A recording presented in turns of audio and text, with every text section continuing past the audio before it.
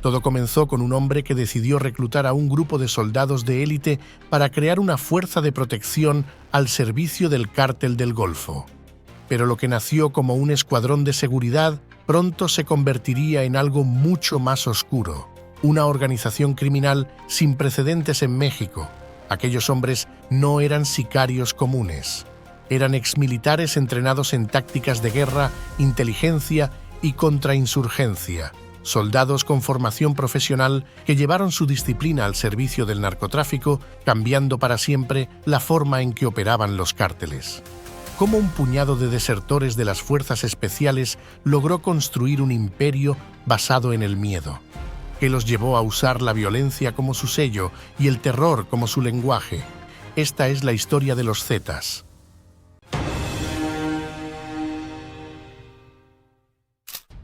Para hablar de los Zetas, primero habría que hacerlo un poco con el Cártel del Golfo. Hacia mediados de los años 80, Juan Nepomuceno Guerra, el sexagenario fundador de este último, inició un traspaso progresivo de la dirección general a su sobrino, Juan García Ábrego. Bajo su conducción, la organización experimentó una transformación fundamental al migrar hacia el narcotráfico a gran escala, capitalizando buena parte de la creciente demanda internacional.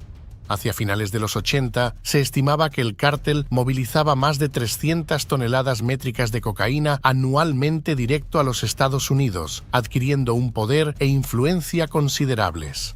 Su crecimiento durante los primeros años de la última década del siglo fue notable, lo que generó especulaciones sobre un trato preferencial por parte de las autoridades mexicanas hacia él y sus socios. Repentinamente, su liderazgo concluyó abruptamente en los primeros días de 1996, cuando fue detenido y posteriormente extraditado debido a su nacionalidad estadounidense. No le fue posible continuar orientando el trabajo de sus socios y subalternos desde Norteamérica y desencadenó una pugna interna por el control, al no existir una línea sucesoria clara. Su hermano, Humberto, intentó asumir el vacío, pero su gestión resultó infructuosa.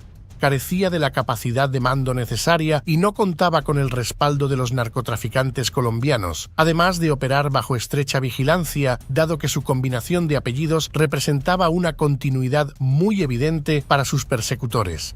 Por este motivo, dos facciones principales se enfrentaron, una encabezada por Salvador Gómez Herrera, alias Chava Gómez, y por Osiel Cárdenas Guillén, alias El Chaparrito, y otra comandada por Óscar Malherbe de León y Hugo Baldomero Medina Garza, conocido como el Rey de los Tráileres. Inicialmente, el liderazgo recayó en Malherbe, quien logró mantener el flujo de narcóticos gracias a su vínculo principal entre el Cártel de Cali. No obstante, su mandato fue breve tras ser aprehendido en mayo del año próximo, 1997.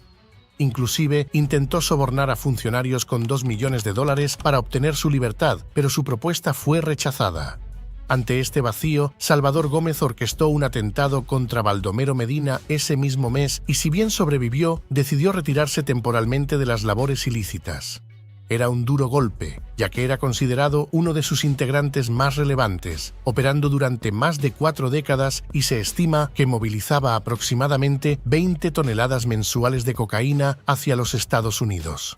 De ese modo, el Cártel del Golfo quedó bajo el dominio de Gómez y Cárdenas Guillén. El primero se concentró en eliminar adversarios y en actividades recreativas, delegando la operación comercial en el segundo, a quien consideraba más un subordinado que un socio.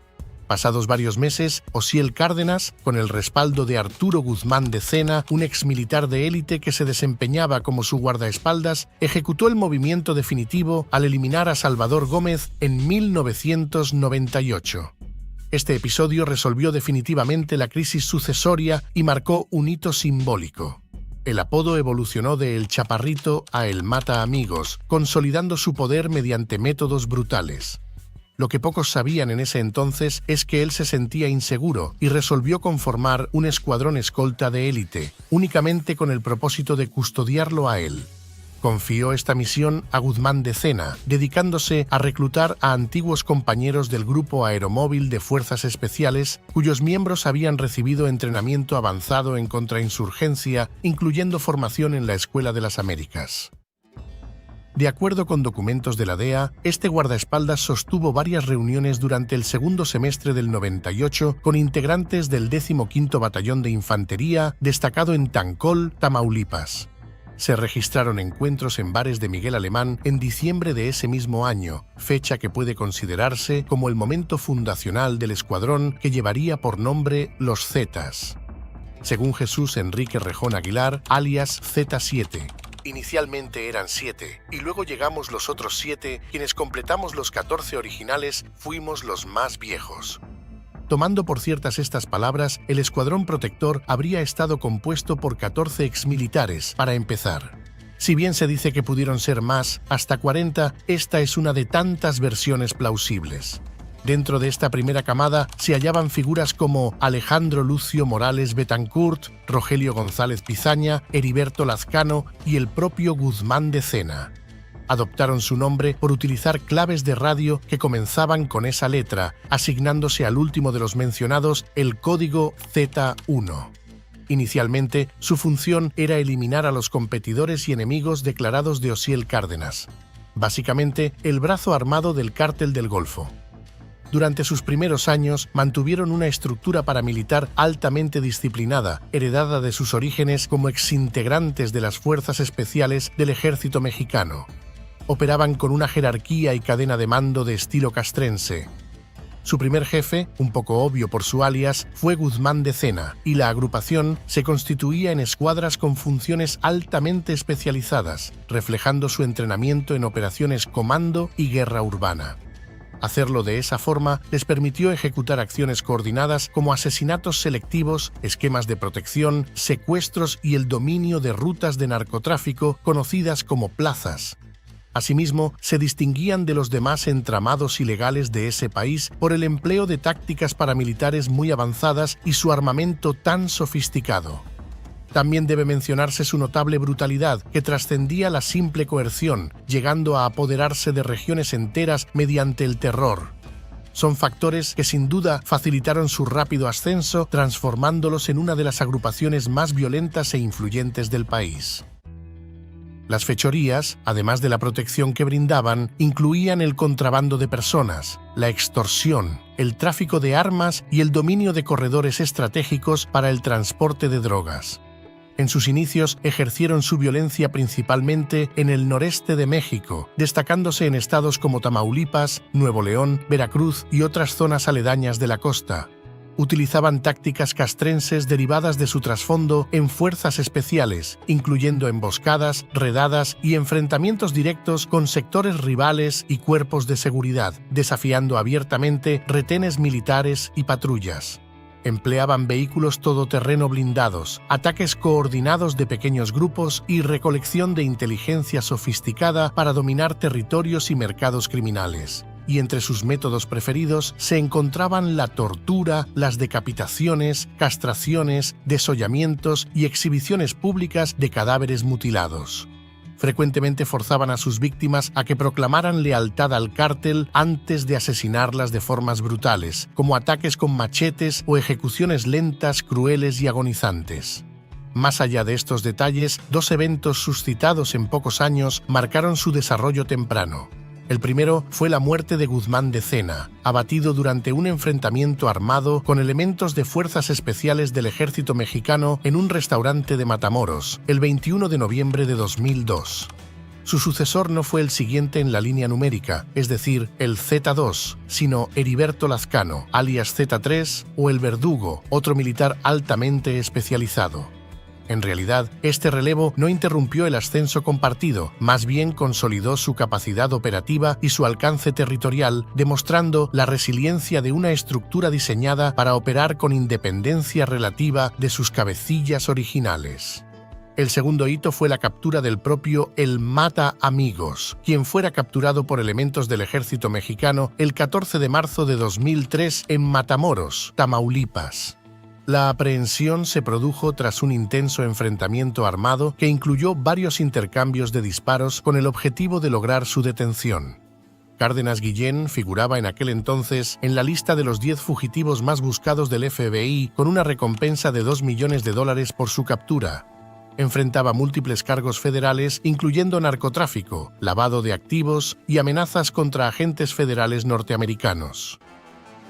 Y si bien él continuó dirigiendo las cosas desde la prisión, su encarcelamiento relajó la cadena de mando y generó condiciones para que su famoso escuadrón incrementara su autonomía y poder, sentando las bases para su eventual transformación en un asunto aparte e independiente.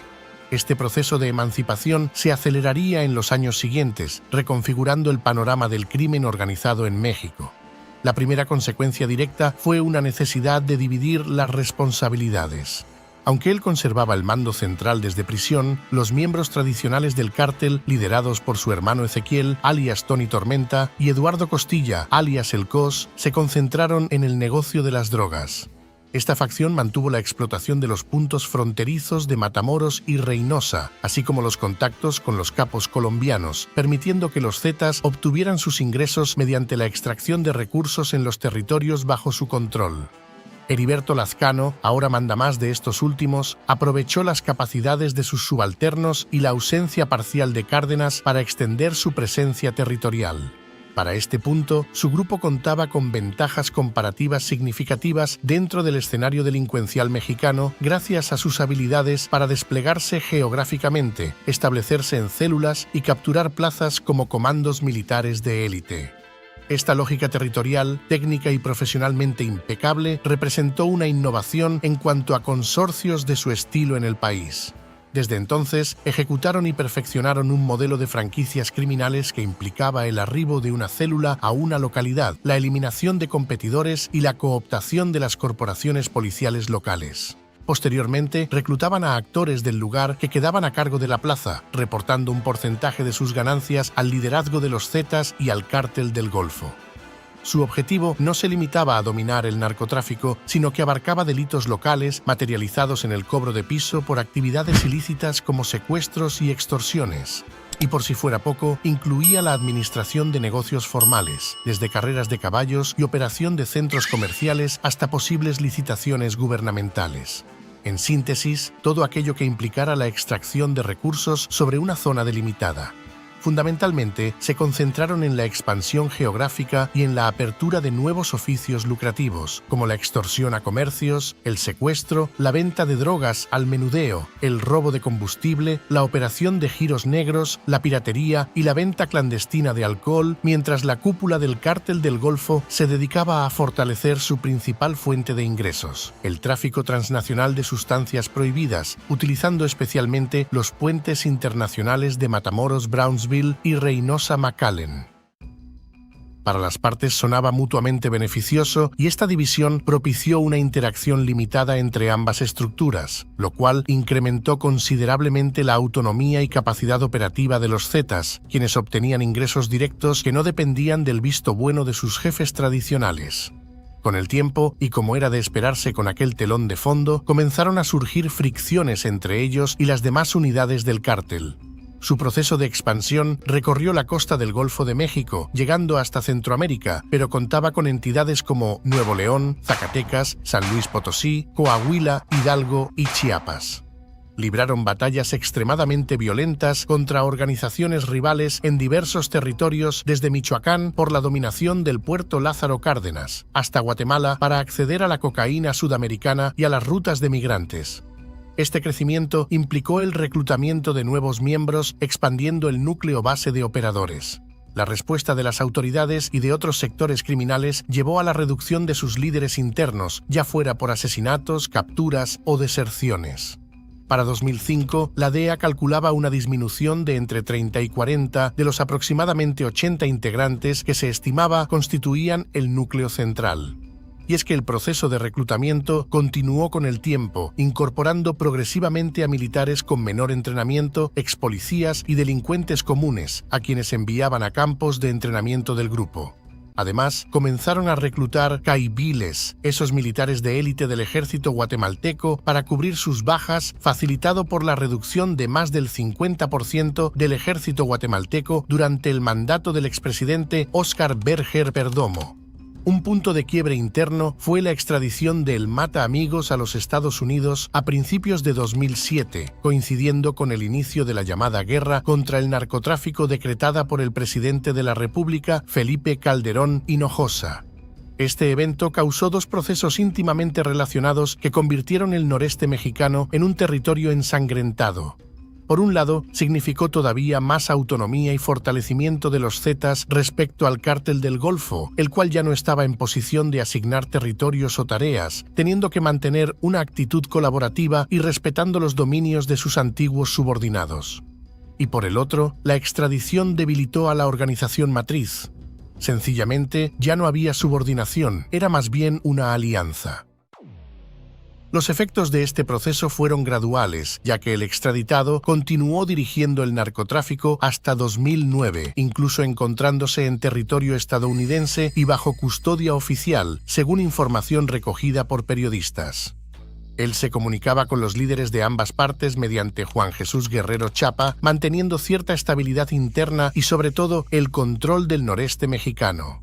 En ese sentido, los indicadores de violencia, particularmente la tasa de homicidios, no experimentaron un incremento drástico en la región durante los últimos años de esa década, especialmente en comparación con otras zonas del país, dado que aún no existía un conflicto abierto entre las organizaciones amponiles de la zona. Más bien, casi por la misma época, algunas de sus células parecían buscar notoriedad en lo que respecta a la violencia, tomando en cuenta que hubo un ataque durante las festividades del Día de la Independencia de México, la noche del 15 de septiembre de 2008 en Morelia, Michoacán. Miles de personas se congregaban en la Plaza Melchor Ocampo, el principal recinto de la ciudad, para la ceremonia tradicional encabezada por el gobernador Leonel Godoy. Poco después de escucharse el grito patriótico del mandatario, un individuo vestido de negro arrojó 2 granadas de fragmentación contra la multitud. La primera explosión se produjo cerca de la plaza central, causando muertos y heridos entre los asistentes. Minutos después, un segundo artefacto detonó en una calle lateral aproximadamente a 4 cuadras del lugar principal. Fue un ataque miserable contra un pueblo indefenso que celebraba nuestra fiesta nacional con paz y orgullo. Cuando intentan sembrar el miedo para sus propias ambiciones, no es una sola persona o grupo quien sufre las consecuencias, sino todos los mexicanos. Necesitamos unidad, necesitamos unirnos todos en torno al gobierno para detener a estos criminales, manifestó el presidente Felipe Calderón Hinojosa desde la celebración patria que él llevaba a cabo. El atentado dejó un saldo de al menos 8 fallecidos y más de 100 lesionados, muchos de gravedad. Las autoridades sospecharon inicialmente del entramado La Familia por su probada presencia en Michoacán, pero negaron su responsabilidad y culparon a los Zetas. Ellos, por su parte, rechazaron asimismo toda participación y acusaron a La Familia. Varios días después, 3 presuntos perpetradores fueron detenidos en Apatzingán, Michoacán, señalados como integrantes de los Zetas que habrían lanzado los explosivos. Sin embargo, estos individuos posteriormente se retractaron de sus confesiones, alegando haber sido torturados e incriminados falsamente. Finalmente recuperaron su libertad tras un fallo judicial favorable debido a la insuficiencia de pruebas y a las denuncias de tortura. Fuera de acontecimientos como este, en plena transición organizacional, cobraron relevancia los hermanos Treviño Morales, en particular Miguel Ángel, alias Z40, quien a partir de 2009 comenzó a tomar muchas decisiones trascendentales, aunque el liderazgo siguiera recayendo en Heriberto Lazcano. La presencia de los Treviño es significativa por 2 razones. Primero, porque escalaron con un perfil distinto al de los fundadores al no ser militares de élite, reflejando el debilitamiento del núcleo original por capturas y asesinatos. Segundo, porque representan la dinámica multinacional que siguió el grupo, siendo una familia de delincuentes fronterizos con negocios en ambos lados del río Bravo. En todo caso, la separación, que venía cobrando fuerza con el paso del tiempo, finalmente se consumó a principios de 2010, con un enfrentamiento extremadamente violento que ensangrentó los territorios que compartían, particularmente Tamaulipas, conocido como el Alzamiento. Tuvo 3 causas fundamentales que unidas conforman un rompecabezas coherente. En primer lugar, el homicidio de Víctor Peña Mendoza, alias el Concord 3. Él era el representante de los Zetas en Reynosa, bastión del Cártel del Golfo, desde donde operaba gracias a la cada vez más evidente alianza entre ambas organizaciones y cada vez menos subordinación de una hacia otra. Según la Policía Federal, era un hombre de confianza de Miguel Ángel Treviño y, habiendo sido capturado en marzo de 2009, inexplicablemente recuperó su libertad ese mismo año. Su homicidio, ya bajo el siguiente calendario, estuvo vinculado a órdenes emitidas por facciones rivales dentro del cártel. Para ser más específicos, habría sido Eduardo Costilla Sánchez quien instruyó a Samuel Flores Borrego, conocido como Metro 3 y líder de la facción Los Metros dentro del cártel, para ejecutar el asesinato. Los dirigentes de los Zetas no declararon la guerra inmediatamente. Heriberto Lazcano y Miguel Treviño exigieron a Ezequiel Cárdenas y al propio Costilla que entregaran a los responsables de lo sucedido, advirtiendo que de lo contrario iniciarían ataques selectos y certeros en su contra. La negativa de los dos últimos significó la ruptura definitiva y el escuadrón comenzó su feroz ofensiva en Tamaulipas poco después. Una segunda causa suele asociarse a las sospechas de traición por parte de Osiel Cárdenas, dirigidas a unos y otros por igual. Con malicia, Heriberto Lazcano identificó un cambio repentino en la persecución en su contra, en especial después de evitar por poco un operativo de aprehensión. Es decir, sentía que las fuerzas de la ley intensificaron sus esfuerzos por capturarlo desde entonces. Al indagar sobre estos extraños acontecimientos, considerando sus estrictas medidas de seguridad, una de sus fuentes le informó que su colega negociaba una reducción de sentencia con las autoridades estadounidenses, lo que implicaba que estaba proporcionando información sobre sus subordinados, operaciones y propiedades. Creía que lo estaba delatando y un consulado estadounidense en México aparentemente corroboró esta versión. De todos modos, si aún quedaban dudas, las sospechas se confirmaron tras su sentencia. Por delitos que incluían lavado de dinero, asalto y asesinato de agentes federales y conspiración para distribuir drogas, recibió solo 25 años de prisión, un tratamiento que sí puede ser considerado benevolente, dado su historial. El tercero, y quizá el que más facilitó la ruptura, fue el crecimiento y autonomización del escuadrón a lo largo del país en los años previos. Si se quiere, fue un problema estructural. Con su expansión, relegaron a su organización fundadora, cuyo declive resultaba evidente frente a sus antiguos subordinados.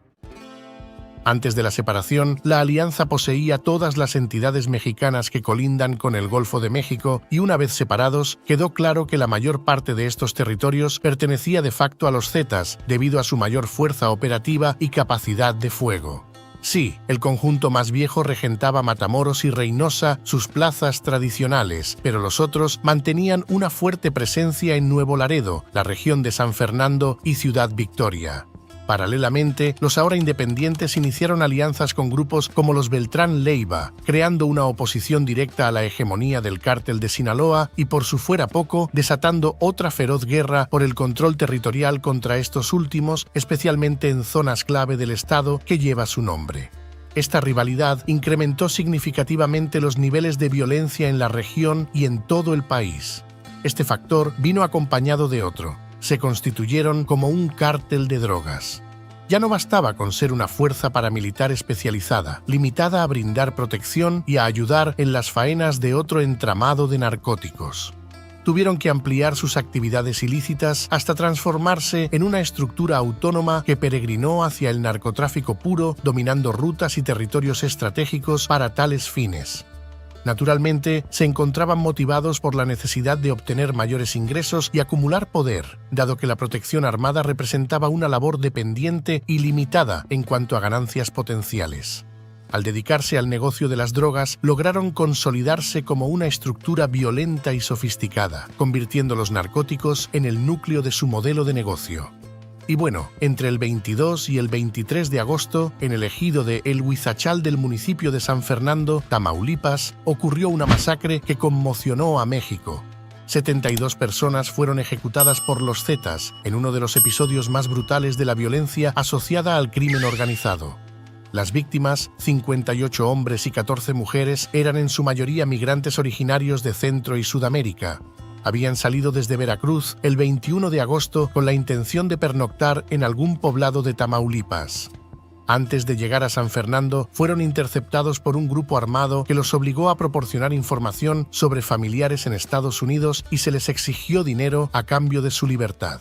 Quienes se negaban eran golpeados. Un superviviente afirmó que sus captores les ofrecieron ingresar al cártel y si bien parecía ser una alternativa para su seguridad y supervivencia, el propósito de la propuesta nunca le quedó totalmente claro.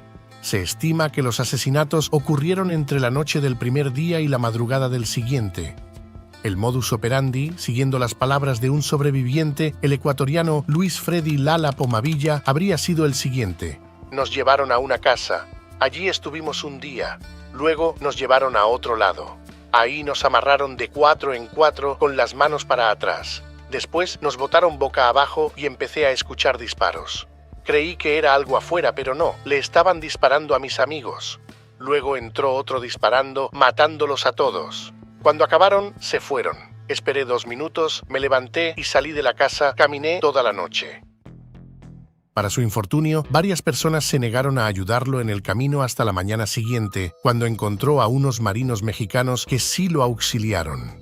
Y según él, el número inicial de migrantes era 76, pero la Procuraduría General de la República estableció días después que en total eran 77 individuos, 72 asesinados, 2 sobrevivientes y 3 desaparecidos, estos últimos de nacionalidad mexicana. Las autoridades investigaban si 2 choferes y un ayudante formaban parte de una red de traficantes de personas hacia los Estados Unidos y si tenían conexión con los Zetas. El otro sobreviviente, un ciudadano hondureño cuyo nombre no fue divulgado por petición suya, proporcionó un testimonio complementario. Me desaté y escapé. Me oculté en unos matorrales y después de la balacera regresé y rescaté al ecuatoriano que estaba herido. El entonces vicecanciller de su país de origen, Alden Rivera, confirmó esta versión y añadió que, después de caminar varias horas y al escuchar un tiroteo, finalmente se separaron. El hondureño llegó a un centro de atención al migrante que le brindó protección y contactó a la Cancillería de su país. A este lamentable suceso se le llamó la primera masacre de San Fernando. Fue la primera porque, efectivamente, a partir del 1 de abril del año próximo, en el mismo municipio, se descubrió una serie de fosas clandestinas que contenían los restos de numerosas víctimas, constituyéndose en el segundo asesinato masivo de su tipo en esa entidad. La noticia se difundió públicamente 5 días después. Los reportes iniciales de medios de comunicación señalaban 59 fallecidos en 8 fosas localizadas en un rancho. De acuerdo con el diputado federal Morelos Canseco Gómez, estas personas habían sido secuestradas de un autobús de pasajeros, específicamente de una unidad de la compañía Ómnibus de México, tratándose de un caso no muy distinto al anterior. Sus palabras describen el modus operandi. Detienen el autobús, seleccionan pasajeros y los toman como rehenes. Mencionó 3 hipótesis principales. Primero, que los grupos delictivos pudieron haber capturado a los pasajeros para reclutarlos forzadamente como soldados de infantería. Segundo, que intentaron tomarlos para extorsionar a sus familiares exigiendo rescate. O tercero, que hayan querido cruzar hacia Estados Unidos a través de sobornos. Con el paso de los días, se fueron encontrando nuevas fosas y se anunció la detención de presuntos sospechosos, todos aparentemente involucrados con los Zetas. La última actualización la ofreció la Procuradora de la República, Marisela Morales, informando que hubo 193 fallecidos hallados tras descubrirse otras 7 fosas adicionales a las 40 ya existentes. No obstante, la activista Isabel Miranda de Wallace afirmó que la cifra real en realidad debía superar los 500 muertos, alegando que el gobierno estatal había prevenido la difusión de esta información. Este evento evidenció la escalada de violencia y la capacidad operativa de este grupo en la región, así como graves fallas institucionales en materia de seguridad pública. Pocos meses después, el 25 de agosto, hubo un ataque incendiario contra el Casino Royale en la ciudad de Monterrey, al norte de México, el cual resultó en la muerte de más de 50 personas. El suceso ocurrió faltando 10 minutos para las 4 de la tarde, cuando aproximadamente 100 empleados y clientes se hallaban dentro del establecimiento. Varios individuos armados irrumpieron en el edificio, lo rociaron con combustible y le prendieron fuego. Dentro era un desastre. No se veía nada y el humo nos asfixiaba. Algunas personas no llegaron a la salida y cayeron a pocos metros de la puerta. Era difícil llegar ahí porque todos queríamos salir al mismo tiempo. Hubo muchos empujones y nos caímos al suelo, lo cual tampoco ayudaba. Alcanzó a testimoniar una sobreviviente. Las autoridades informaron que ciertos individuos optaron por esconderse en baños y oficinas al oír las detonaciones, en lugar de intentar escapar, sucumbiendo asfixiados cuando el humo inundó el recinto. Igualmente, las salidas de emergencia se encontraban cerradas con llave, lo que habría dificultado la evacuación. Se reportaron en un primer momento 53 fallecidos, aunque posteriormente el gobernador del estado, Rodrigo Medina de la Cruz, ajustó la cifra a 52. Familiares de las víctimas se congregaron fuera del establecimiento exigiendo información sobre sus seres queridos. Y si bien existieron varios sospechosos, se reconoce que fue perpetrado por integrantes de los Zetas. Resulta que poco antes del evento, entre 12 y 16 de sus miembros armados se reunieron en un restaurante denominado El Gran Pastor, ubicado cerca de allí, donde habrían recibido las órdenes para la operación. Posteriormente, se dirigieron a una gasolinera próxima para llenar varios barriles con combustible. Los agresores se habrían trasladado en una caravana de 4 vehículos hasta el casino y al llegar hicieron lo ya relatado. Algunos informes señalan que hasta pudo haber ocurrido una explosión de granada dentro de las instalaciones. Y el 19 de febrero de 2012 se presentó un enfrentamiento brutal entre facciones rivales que causó la muerte de 52 reclusos y dejó 12 lesionados en un penal del norte de México, llamado Apodaca, según informó el gobernador del estado, Jaime Rodríguez Calderón. El enfrentamiento se prolongó durante menos de 60 minutos. La violencia estalló poco antes de la medianoche y los dos bandos estaban comandados por líderes de pandillas. Por un lado estaba Jorge Iván Hernández Cantú, vinculado al Cártel del Golfo, y por el otro se encontraba Pedro Saldívar Farías, también conocido como Z27, y vinculado al grupo de su seudónimo. Este último era sospechoso de acabar con el estadounidense David Hartley, quien fue abatido mientras paseaba en una moto acuática con su esposa en el lago Falcon, Texas. La riña involucró apuñalamientos y golpes con armas improvisadas. Algunos internos sufrieron quemaduras tras iniciarse un incendio en un almacén del establecimiento penitenciario, lo que generó una densa nube de humo. Las imágenes que se hicieron públicas mostraron llamas saliendo del recinto carcelario, con una multitud de personas agrupadas frente al exterior del lugar. Algunos golpeaban desesperadamente los portones principales exigiendo ingresar. De todos modos, el gobernador señaló que no se registraron fugas y que la riña no involucró el uso de armas de fuego. Más allá de estas circunstancias, la pugna por los diversos territorios se estabilizó y favoreció a quienes se independizaban de sus viejos protegidos, llegando a constituirse en una de las dos organizaciones criminales de mayor envergadura en el país, junto con el Cártel de Sinaloa, sus enemigos. Empero, como agrupación, enfrentaron tanto disputas internas por el control del grupo como una persecución creciente por parte de las autoridades mexicanas y estadounidenses. La primera fractura ocurrió cuando una célula regional comandada por Iván Velázquez Caballero, alias el Talibán, optó por actuar por separado. Su sector se denominó Los Talibanes, en honor a él, y operaba en varios municipios de Zacatecas, San Luis Potosí, Coahuila, Aguascalientes, Guanajuato y Nuevo León, y estableció una alianza con el Cártel del Golfo para disputar ciertas plazas de los Zetas. Asimismo, la ola de brutalidad, especialmente los episodios paradigmáticos de la guerra entre las partes, captaron la atención de los organismos de seguridad mexicanos hacia sus liderazgos centrales. Hablando de la persecución contra ellos, durante un enfrentamiento con la Marina Mexicana en Progreso, Coahuila, Heriberto Lazcano fue abatido el 7 de octubre de 2012. La confrontación se produjo alrededor de la medianoche y el organismo que lo ejecutó anunció públicamente la existencia de fuertes indicios sobre su deceso en el tiroteo, basándose en pruebas forenses que incluían identificación dactilar. Eso sí, se especula que, en pleno proceso, hombres armados sustrajeron su cadáver de la funeraria donde se realizaba la autopsia, agregando un elemento de misterio y preocupación sobre la influencia y mando del crimen organizado, incluso después de fallecidos sus cabecillas. Su sucesor, Miguel Ángel Treviño, permaneció muy poco tiempo al mando, pues fue capturado el 15 de julio de 2013 en Anáhuac, Nuevo León, cerca de la frontera con Tamaulipas, aunque algunos reportes señalan que había desplazado a Lazcano incluso antes de su deceso. El menor de los hermanos, Omar, alias Z42, conservó el control de la familia Treviño sobre el grupo, pero desde una posición progresivamente más débil. De acuerdo con Monte Alejandro Rubido, entonces comisionado nacional de seguridad. Por su perfil extremadamente violento, no logró el reconocimiento que tenía su hermano dentro de la organización, por lo que enfrentó la oposición de algunos operadores locales que buscaban independizarse, situación que derivó en mayores enfrentamientos al interior del grupo criminal. Y claro, al ser capturado el 4 de marzo de 2015, desencadenó una disputa interna, imposible de resolver al corto plazo. Esto provocó la división de la estructura en dos partes independientes, una situación que, si se quiere, permanece vigente. La primera es conocida como Los Zetas Vieja Escuela, dirigida originalmente por Ricardo Carreón Olvera, quien fue asesinado en septiembre de 2017.